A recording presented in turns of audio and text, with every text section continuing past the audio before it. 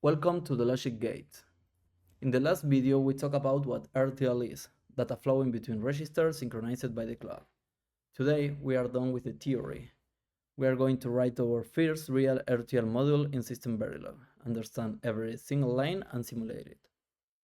And we are going to do it with the same tools that ASIC engineers use every day.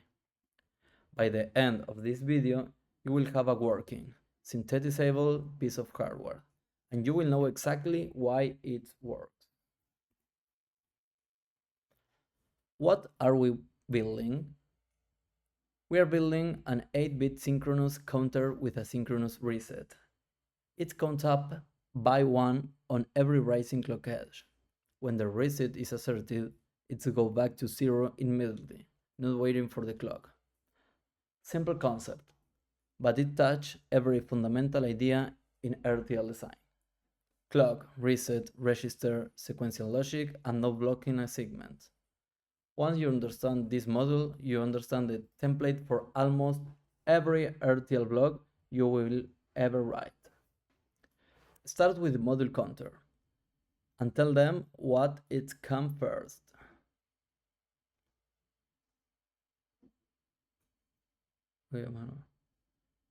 Start with the module counter. The parameter width equals 8 by default. Parameters are what make RTL modules reusable. If I need a 16-bit counter later, I don't need to rewrite anything. It just pass width equal to 16 when I instantiate it. Now the port. We have 3 of them. We have clock, reset, and the output of the counter. Clock is a clock. Every synchronous design needs one. Reset, the underscore n means the active by low. When reset is 0, reset is active. When it's 1, normal operation. And code is the output. With bits is wide, and this is what increments. Notice that the type is logic, not wire or reg. SystemVerilogs use logic for almost everything, cleaner and less error prone than older Verilog. And also, if an input is logic or output is logic, means that could be 1 or 0. Now we have always underscore FF block. This is where the actual hardware behavior lives. Always underscore FF tells the synthesis tool this block describes flip-flop behavior, sequential logic.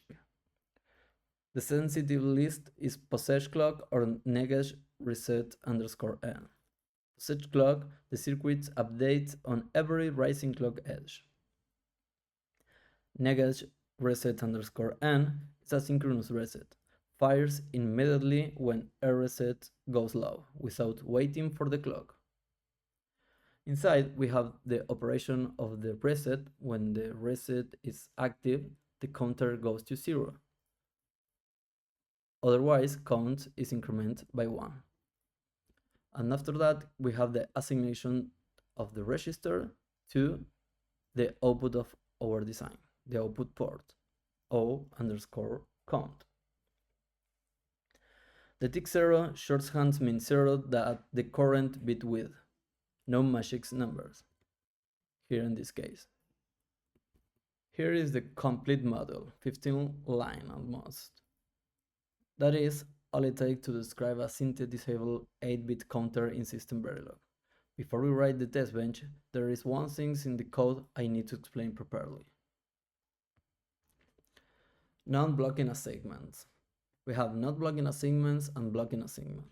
Inside the always FF block, I'm using less than equals, not just equals. In SystemVerilogs, these are two completely different things. The equal things is a blocking assignment, executing immediately, in sequence, like a normal programming. The less than equal is a not blocking assignment. It is scheduled the update to happen at the end of the time step. Rule. Always use not blocking assignment inside of the always underscore FF blocks, no exceptions. Why? because that is how the real flip-flops works. In hardware, all the flip-flops sample their input at the same clock edges simultaneously. They don't update one by one, non-blocking assignments model that behavior correctly. Blocking assignments inside always FF cause simulations mismatch and raise conditions that are very hard to debug. This is one of those rules you internalize early and never break. The test bench is a SystemVerilog files that instantiate your model, drive the input into it, and lets you observe the output. The test bench model has no port. It is the top of the simulation. There is nothing to above it. We declare the signals, clock, resets, and count. Then we instantiate the counter and connect by name. Always connect ports by name, never by position. It's safer and much easier to read. Here is the clock generation.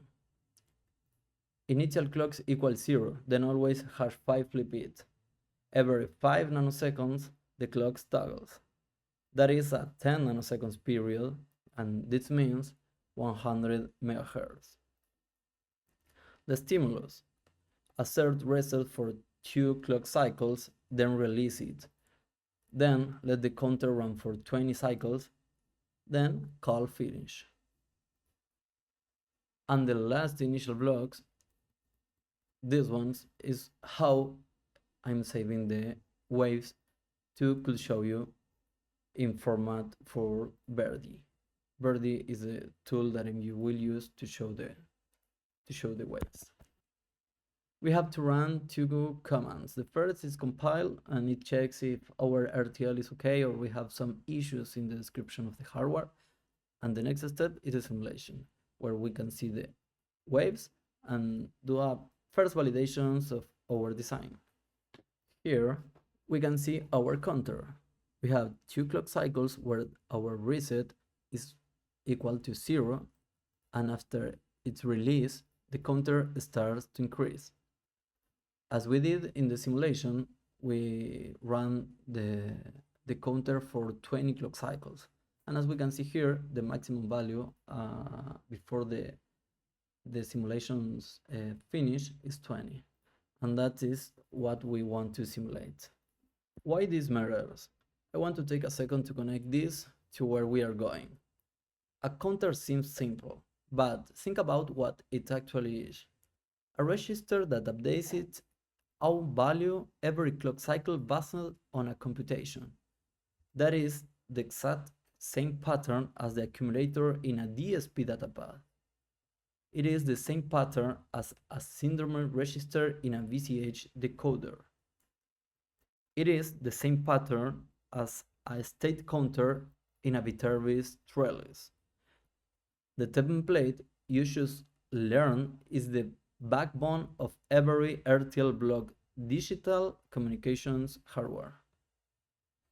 In this playlist, we are going to build up from here: combinational logic, FSMs, arithmetic, and eventually full DSP and FEC blocks. The same kind of hardware that runs inside of 5G base stations, SSDs, and optical transceivers. This counter is step 1. That is video 2. You wrote your first RTL module in SystemVerilog.